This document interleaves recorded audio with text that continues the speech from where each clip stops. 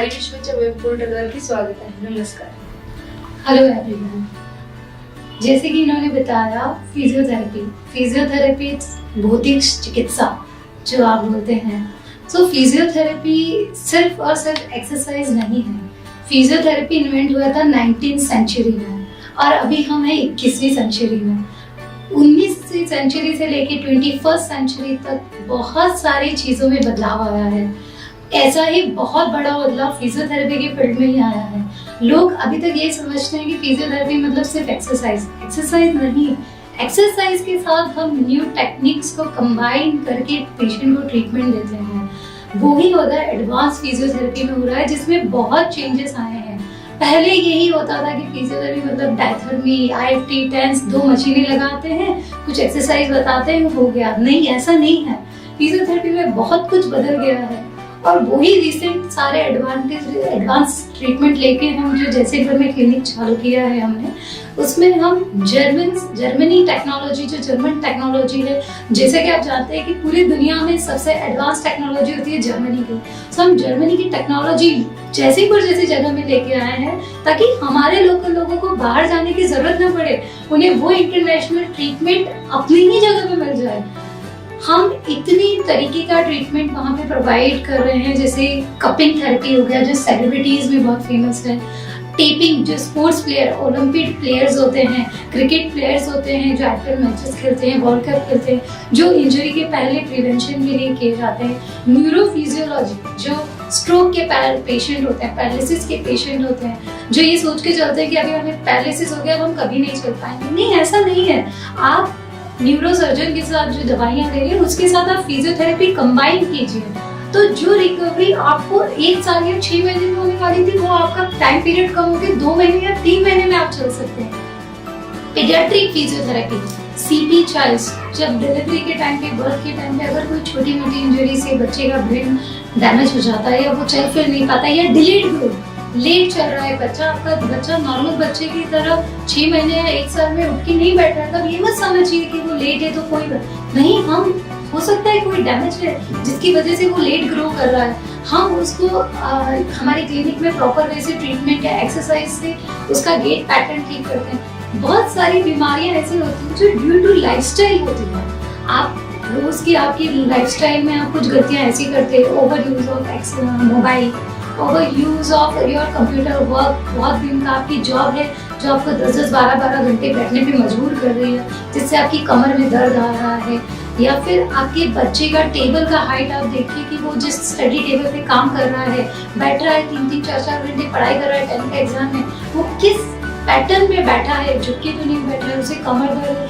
ये बहुत छोटी छोटी चीजें होती है जो आप ध्यान नहीं देते हैं या आपकी बॉडी आपको साइन देती है लेकिन आप साइन नहीं समझ पाते हैं. जब वो बीमारी में तब्दील हो जाती है तब वो आप उसके लिए फिर 10 जगह घूमते हैं, लेकिन नहीं, उसके सिग्नल्स पे ही अगर आप उसका ट्रीटमेंट ले लें. या बीमारी में टेक्नोलॉजी इतनी आगे चली गई है कि लोग नए इन्वेंशन कर रहे हैं जिससे ऑपरेशंस ना करने पड़े, जिससे पेशेंट जल्दी से जल्दी ठीक हो.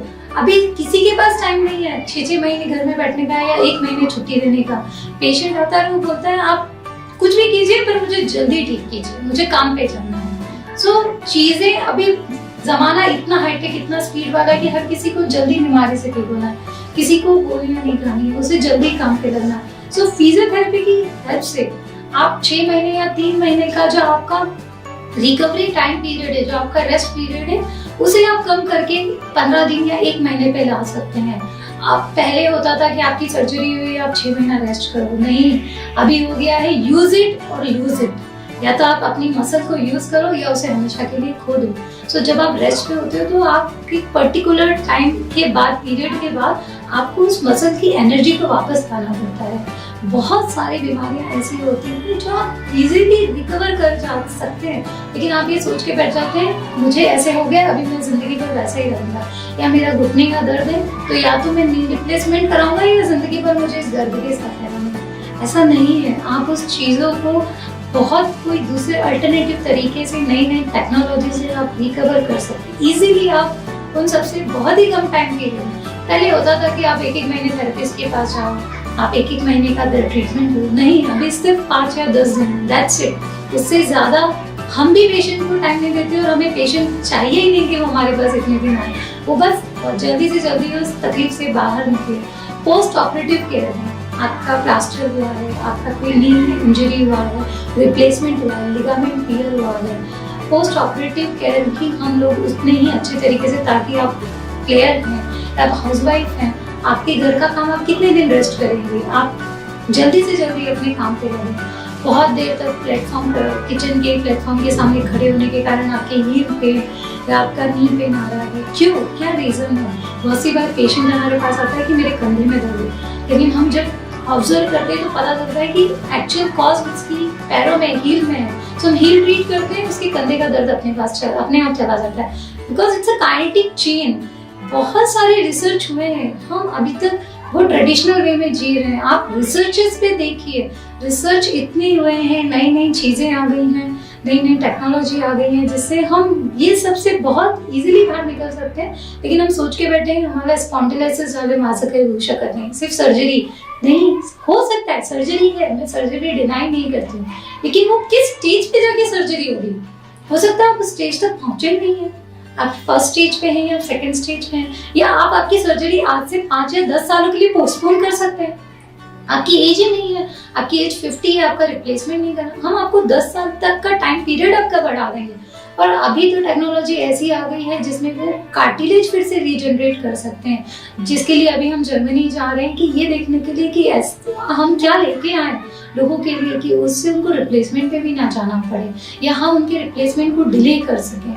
तो आप उस सब से बाहर निकल के एक बार अपनी बॉडी के सिग्नल्स को इग्नोर ना करते हुए अगर फिजियोथेरेपी लेंगे या ट्रीटमेंट, आपको तो हम ऐसा ट्रीटमेंट प्रोवाइड कर रहे हैं जो बॉम्बे या पूना में या आप मेट्रोज में जाएंगे जिसके लिए आपको 20-20, 30 हज़ार, 50 हज़ार पे कर दें, जो हम आपको बहुत ही अफोर्डेबल रेंज में या प्राइस में आपके अपने शहर में प्रोवाइड कर रहे हैं। सो आप अपने बॉडी के साइंस और सिम्टम्स को इग्नोर ना करते हुए अगर पहले ही ट्रीटमेंट ले लें, या हो सकता है आप एलोपैथी के साथ या आपके ऑर्थोपेडिक या आपके न्यूरो के साथ फिजियो को कंबाइन करके बहुत जल्दी उससे बाहर निकल पाए। जिस चीज को आप 6 महीने तक सफर कर रहे हो उस चीज से आप 1 महीने में फ्री हो जाए। सो मेरा यही मानना है कि आप एक बार अपने डॉक्टर से कंसल्ट करें कि सर मेरे इस केस में मैं फिजियोथेरेपी की हेल्प लूं, या फिर आप उसके साथ फिजियोथेरेपी कंबाइन करें, छोटी छोटी चीज़ों को वहीं रोक दें ताकि वो बड़ी बीमारी में तब्दील ना हो, मेजर सर्जरीज पे ना जाए,